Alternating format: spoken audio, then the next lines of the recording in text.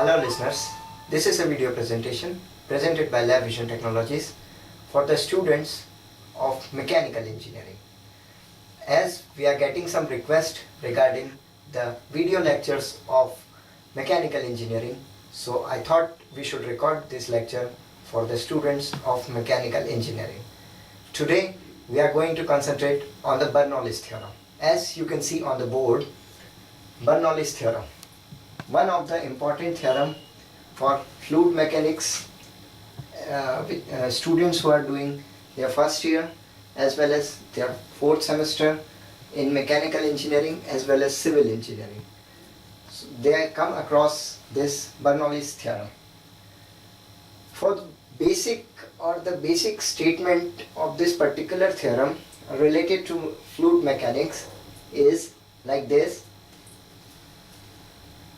pressure at any point plus kinetic energy at any point plus potential energy at any point is a constant.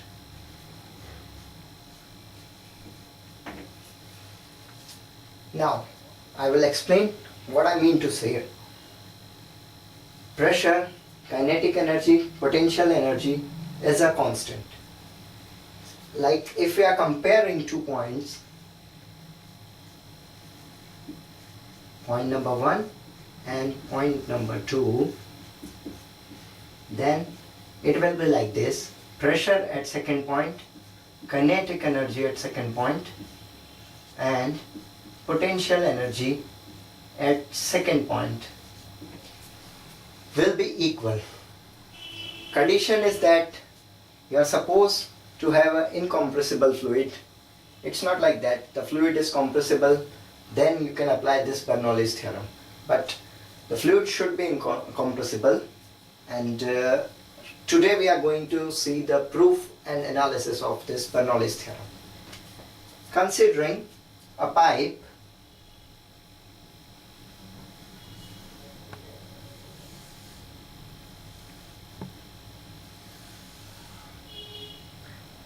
with 2 points, 1 and 2. Let us suppose our water is going, we are considering fluid as water. Our fluid is going from this level to that level. Now, suppose this is at height h1 and this is at height h2 from certain level of the ground. Fluid enters from here and exits from here. At a certain level from the ground or the datum is height h1 and this height is h2. Now, area of this particular instance is a1 and area of this instance is a2. Now, one point I will like to note over here is that this distance or this distance is much lesser than h1 and h2. So that can be neglected. It's not like that we are supposed to consider this a smaller distance as well and this a smaller distance as well. We are assuming that h1 and h2 are far greater as compared to this particular radius and this particular radius. Now, fluid is entering with the velocity v1 at the point 1, v2 at point 2. We are considering small v1, small v2, as we have to consider volume in the next segment. So entering with the velocity v1 and area is a1 at the height h1, velocity v2 exiting, area is a2 and height is h2. Now, what we are looking forward in this particular proof of the theorem, like volume in must be equal to volume out. We are considering for a second whatever volume is entering into this is coming out from this side. And one more point we are considering for only a single second. Single second, that means velocity distance upon time. Time is 1 second, that means somehow velocity will be equal to distance. One of the important calculation to be noted over here. Now, coming forward, volume, that's capital V, can be calculated as velocity entering into the area. Whatever velocity is entering for a second, that will give you the distance, and area is the cross-sectional area of this particular tube or pipe under test. So V in, that can be easily calculated as V1 A1, and V out can easily be calculated as velocity at point 2 and area at point number 2. Now, considering the kinetic energy and potential energy of particular fluid in the case, considering kinetic energy, half mv square.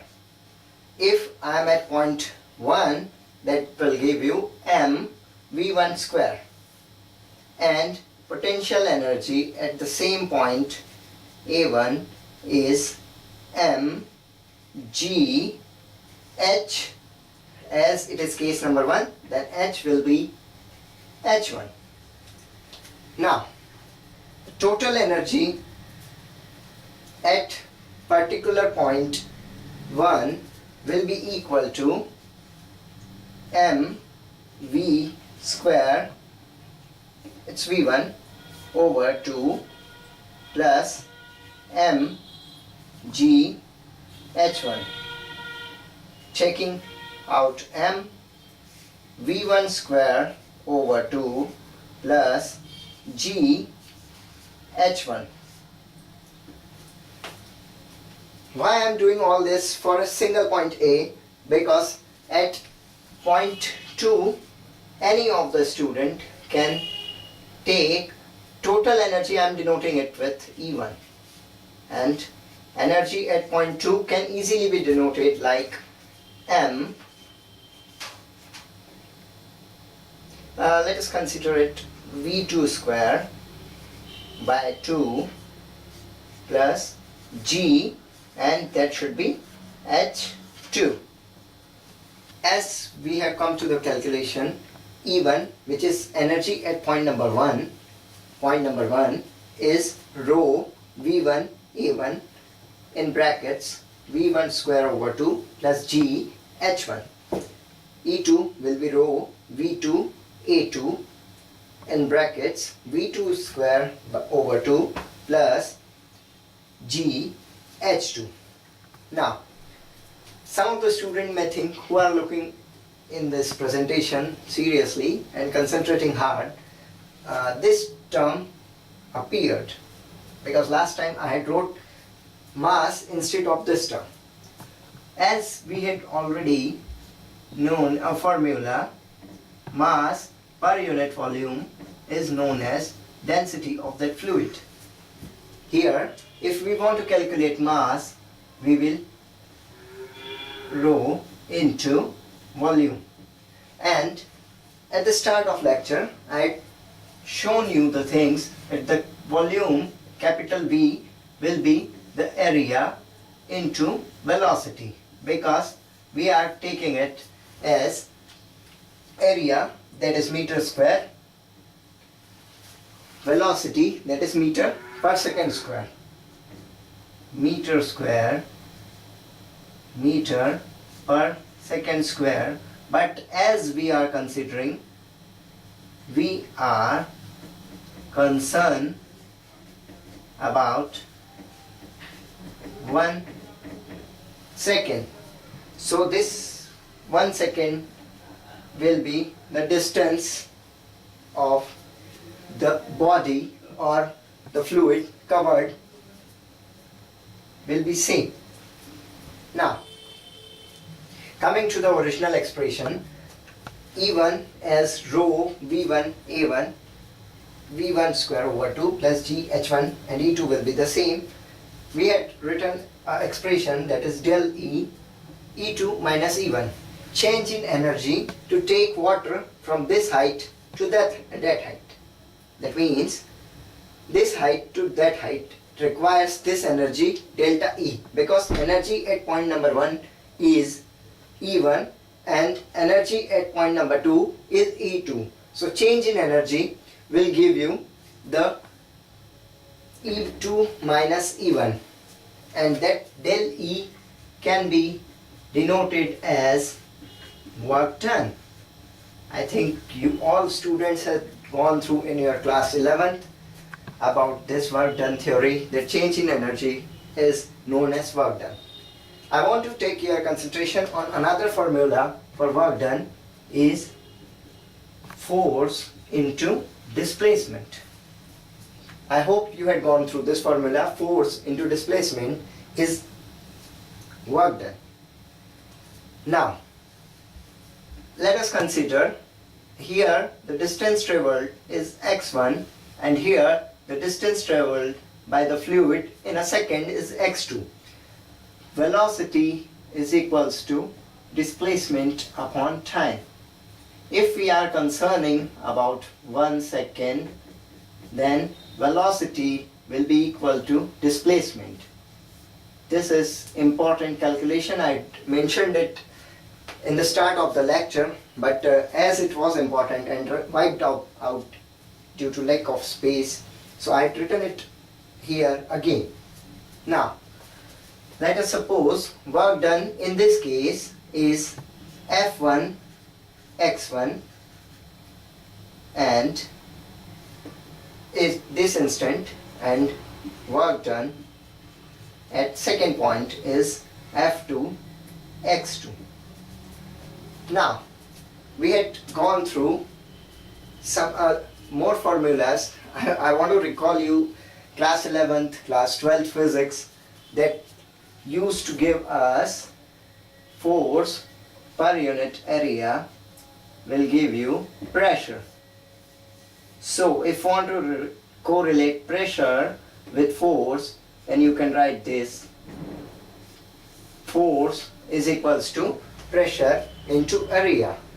So we will use this space and we will write P1 A1 x1, P2 A2 and x2. As we all know, work done at point number 1 is Fx1, that is force into distance, Fx2 force into distance. Subtracting those two, we will get work done, original work done. Now, terminologies: force has been replaced by pressure into area. F2 is replaced by pressure at that point and area of that particular point through which fluid is passing. Now, one must assume, or one must be surprised by this move that I had written x1 as v1. As we all know, v is equals to d upon time. Considering this, v1 is equals to x1 upon t1, and I had mentioned it, t1 will be 1 second and t2 will be 1 second. That means if you are concentrating on this, correlate it with this one, x1 v1 x2 v2. So another equation, that is delta E, which is E2 minus E1, which is also known as work done. So we can compare this one with this equation because both are work done. As we are going to compare it like this, P1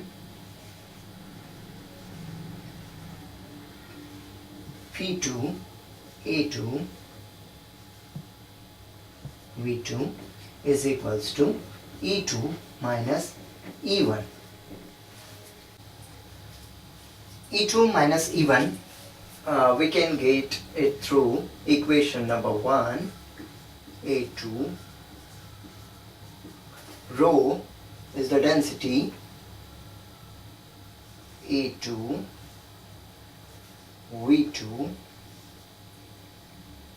V2 square over 2 G H2 minus rho A1 V1 square over 2 G H1.